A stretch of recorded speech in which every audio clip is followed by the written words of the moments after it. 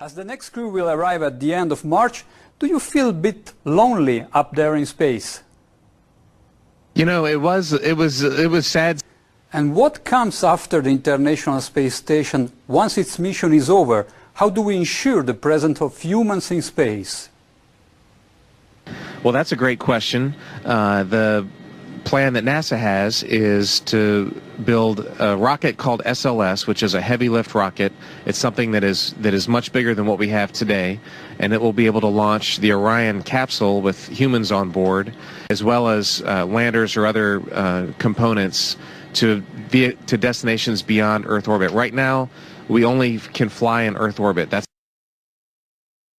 We only can fly in Earth orbit. That's the farthest that we can go. We only can fly in Earth orbit. That's the farthest that we can go. We only can fly in Earth orbit. That's the farthest that we can go. And this new system that we're building is going to allow us to go beyond and hopefully take humans into the solar system to explore. So the moon, Mars, asteroids, there's a lot of destinations that we could go to, and we're building these building block components in order to allow us to do that eventually.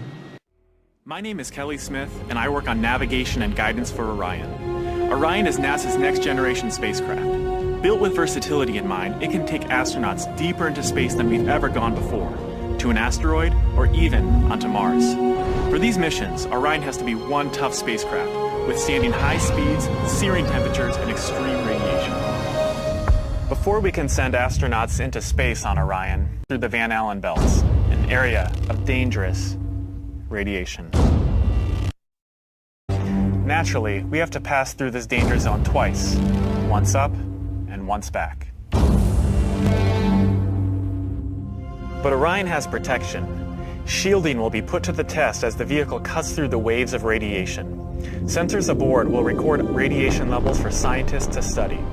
We must solve these challenges before we send people through this region of space. We must solve these challenges before we send people through this region of space. We must solve these challenges before we send people through this region of space. We must solve these challenges before we send people through this region of space.